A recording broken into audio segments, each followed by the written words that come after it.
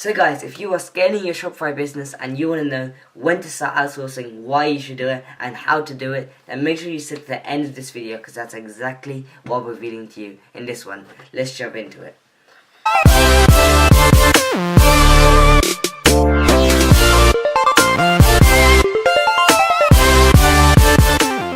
Okay guys, so when should you start outsourcing your business, what to do and why you should do it? So let's start off with the when. So when you should outsource your business, well, that's very simple to me.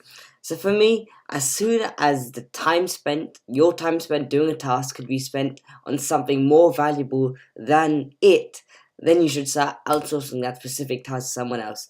So let's say if I'm spending 1 hour a day fulfilling orders, if my time, that 1 hour spent fulfilling orders, could be spent doing something else, for example, working with Instagram influencers or learning about Facebook ads, that 1 hour is more productive spent working on Instagram influencers or Facebook ads, then I should not be doing that task for 1 hour and I should be outsourcing that to someone else. So you basically have to weigh up the value between the two tasks that you could be doing in a specific amount of time, and if one is more valuable than the other, then you're meant to outsource the one main thing. Now, one main thing about business is that, or Shopify Dropshipping, is that you should not be doing all the work yourself. So if you want to scale a business, if you want to grow a business, you need it to work on clockwork. So you shouldn't need to be there in order for the business to work, because if you're always there for the business to work, you're technically doing all the work yourself, and if you're doing all the work yourself, you're technically at a job. So your business can be a job. So the point isn't to have your business to be a job. You want your business to be something that produces you money every single day, whether you're working or whether you're not working. So you should be outsourcing tasks so that you build up that philosophy that, hey, I'm not going to be doing work every single day. I'm going to be outsourcing it to someone else. And even though I'm not making as much money, I'm not doing any work and I'm still getting paid for not doing anything. So that's the way business should be thought of. You shouldn't be saying, hey, I can spend this much time to make this amount of money, because that's technically like a job. You're thinking in the job mentality. But in the business mentality is, hey, I can do no work at all, but I can still make this amount of money by outsourcing this task to someone else and this task to someone else. So that's basically the business philosophy when it comes to outsourcing. But yeah, again, the order fulfilling example, 1 hour of order fulfilling doesn't really gain you any skills. You don't really need to know how to use Oberlo. It's something very basic, and you could literally pay anyone $5 an hour to do this task, and your time is worth way more than $5 an hour if you spend it investing in learning, let's say, how to do Google AdWords campaigns or how to run Facebook ads or scale your campaigns, something like that. It's definitely more productive to do something practical rather than something that you won't gain anything from order fulfilling. So even if you're not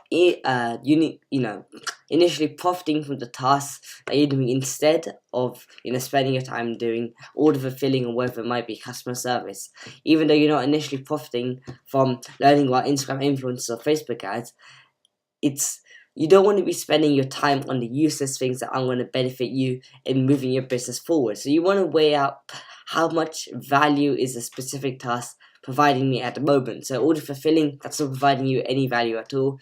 You only learn how to click a few buttons, and you probably knew that anyway. So you're basically not getting any value from it. Even in the initial stages of your business, spending 1 hour on order fulfilling, it's kind of laborious and there's no real point behind it, because just for $5 you can get someone else to do it.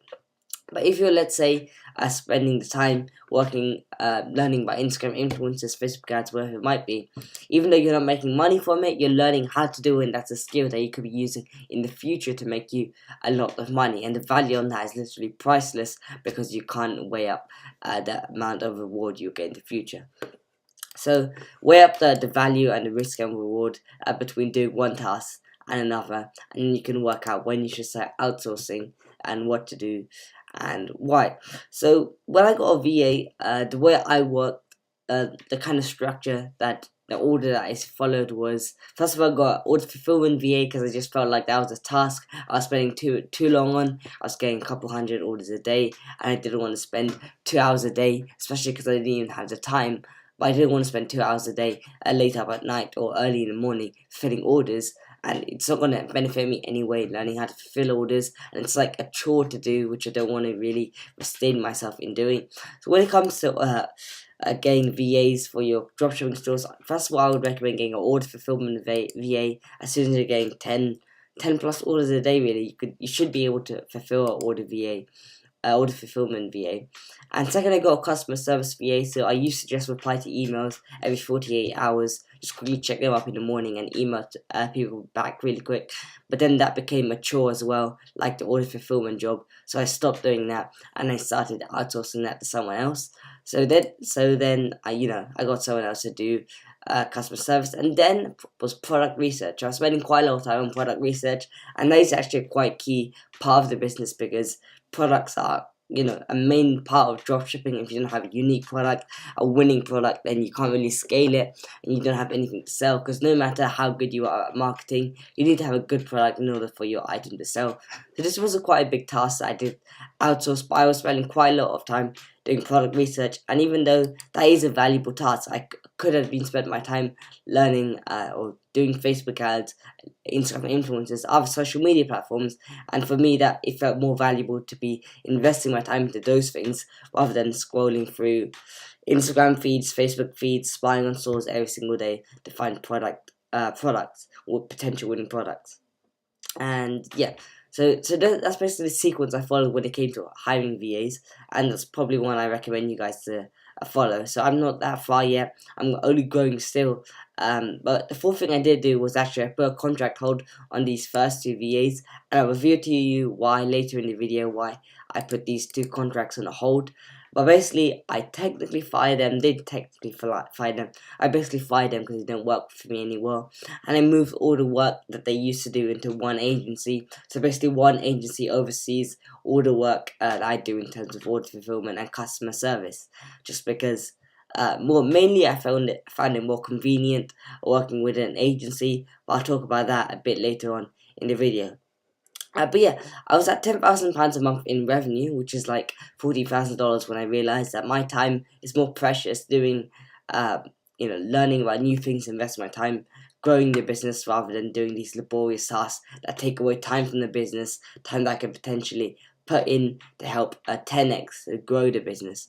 So you should be looking not how to do tasks inside the business, but how to do tasks that go outside the business that make it grow, if that makes sense at all. You don't want to be stuck within your own business because you won't be able to grow. You always want to grow, and in order to grow, you have to let go of the things that you started off with initially. So yeah, so what to do? So when it comes to hiring VAs, what I do is I go to Upwork.com, and Upwork is what I've always used to find high quality VAs who are already trained in specific tasks, who know what they're doing. And yeah, there's loads of trained skill workers on Upwork, and the countries that I work with in terms of the VAs, most of them are from the Philippines, and you typically find people from the Philippines have cheap rates. Here's my VA right now messaging me on Skype. But you typically find that people on Upwork from the Philippines have cheap rates in terms of how much they charge per hour. And one thing that I want you guys to do before you actually start hiring VAs on Upwork, or doing the interviews, which I'll get into in a bit, is actually write down what you're looking to get from your VAs and what's the point of hiring them. So this is something that I did back in April, I believe it was. Maybe it was late March. I wrote down why did I want to hire VAs, why was I looking to hire VAs, and what was my expected outcome from doing it. Because if I was just going to hire VAs for the sake of doing it, let's say I just watched a random YouTube video like this that told me to hire VAs because I didn't want to invest time doing something that I didn't really like doing, or that wasn't of much value, of significant value to me. If I just did it based off that knowledge, and I wouldn't actually know what is the point of getting VAs, and you can't really get the maximum amount of value, the amount of effort, the amount of output from your VAs. So when you write things down, things become more real. And let me just quickly get the phone. I'll be back in a sec. A few moments later. Yeah, guys, I quickly got that. But anyway, when you write things down, you have more of a definite purpose, and you know the reason behind doing something and why you're doing it, and that just makes the vision, the reason behind it, more strong, more powerful, and you'll be able to, in general, the tasks of managing the VAs, of hiring the VAs, will become more effective and efficient just because you've written it down and you know your expectations. And that's something I really recommend you guys to do. You shouldn't do something just because you feel like doing it. You should have a reason behind you do it. Anyway, guys, so when it comes to practically hiring the VA, what you want to do is you want to go to upwork.com and you want to create a job offer. So I'm sure there's tons of YouTube videos out there on how to do it. I'll just explain to you quickly what I did. So I created a job offer for, let's say, order fulfillment. So you quickly write down title, order fulfillment.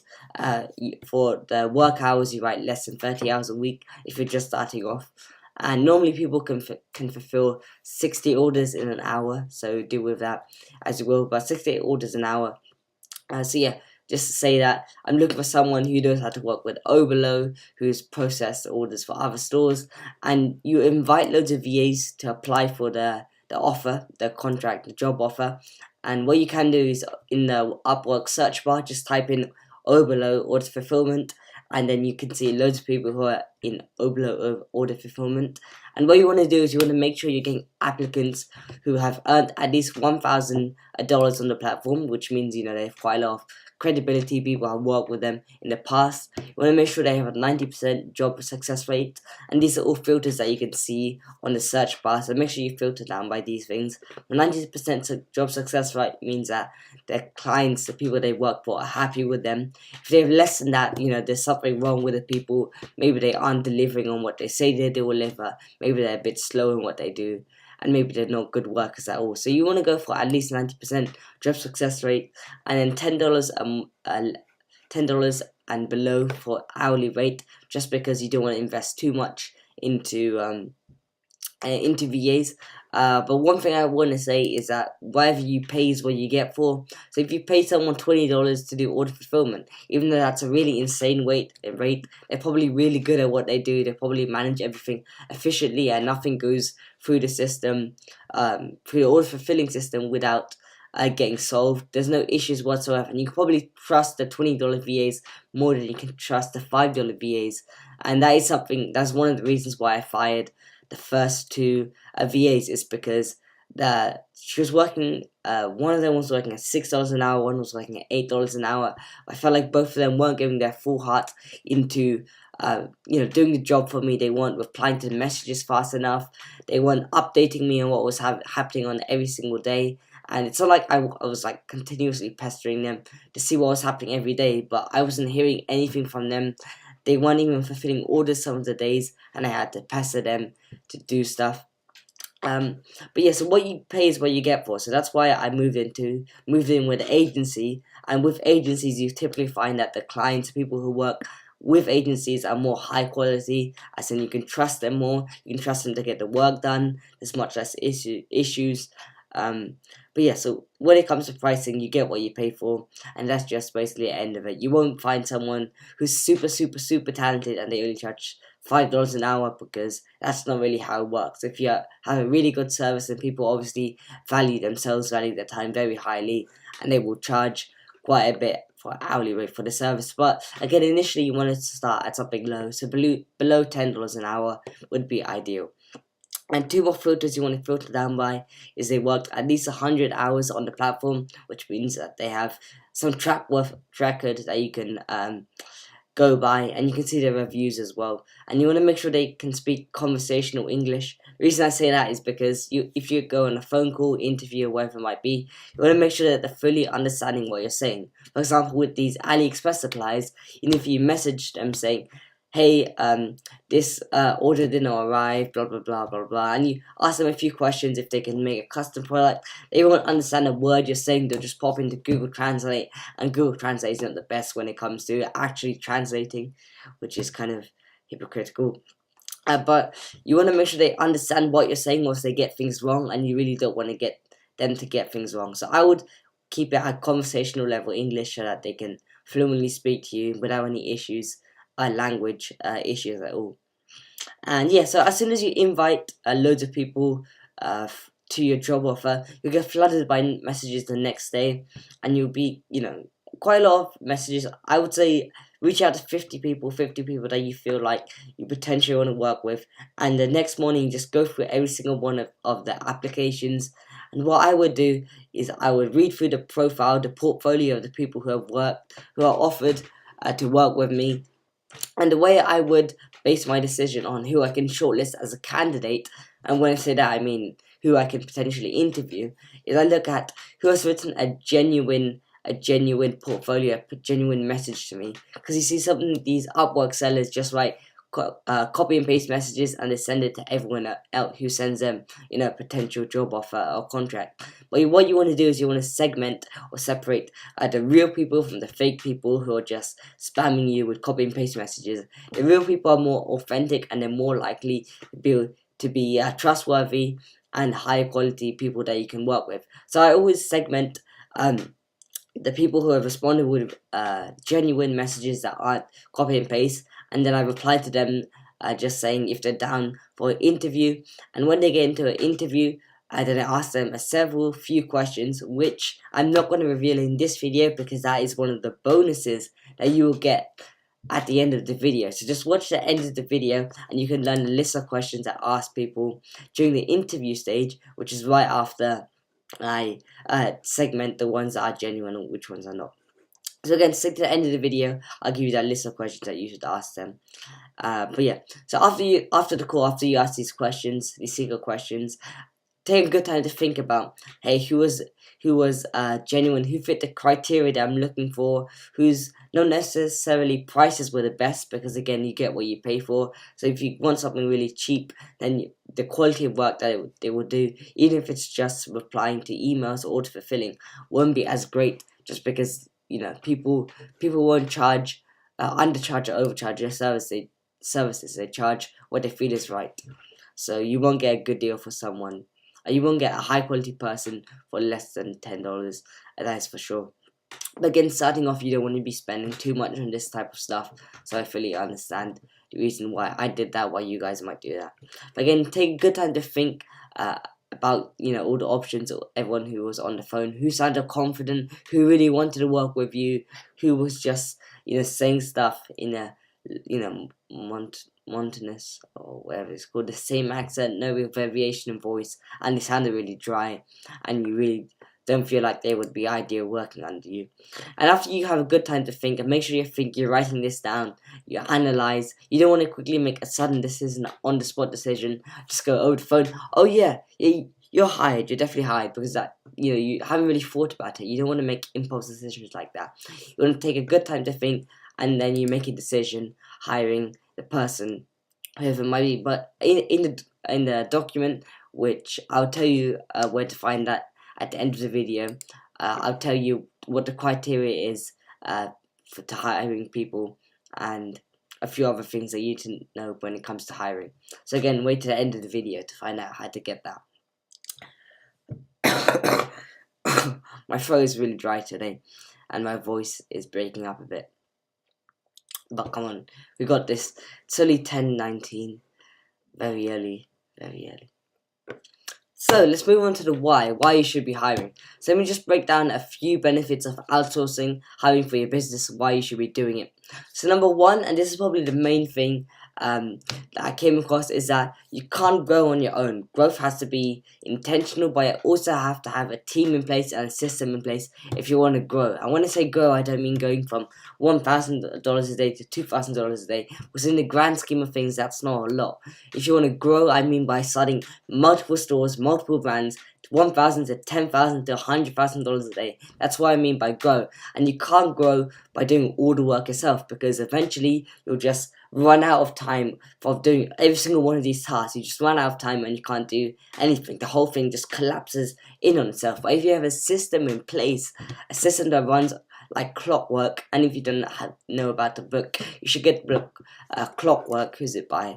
Let me check. I'm going through the book right now. But basically, the guy who wrote it,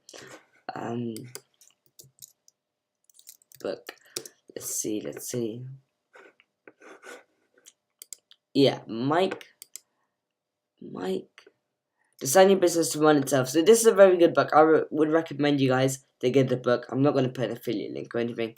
But Clockwork, what this book basically talks about it talks about identifying the main parts of your business that's, helping it grow, helping it scale, and talking about really focusing in on those parts of business to help it grow. So you don't want to focus on every single part of the business, because 20% of what you do generates 80% of your results. So you want to focus on 20% of your business that's generating 80% of your results, and you want to throw yourself fully into that 20%, and you want to outsource the rest of the 80% that you don't want to do. And you can only do that if you have a team in place, if you have a system in place, and you don't want to be working like a slave inside your business, because again, that's not the point of business. The point of business is to live a free lifestyle, a lifestyle that you aren't restricted, limited by time, and you can just be free to do what you want when you want.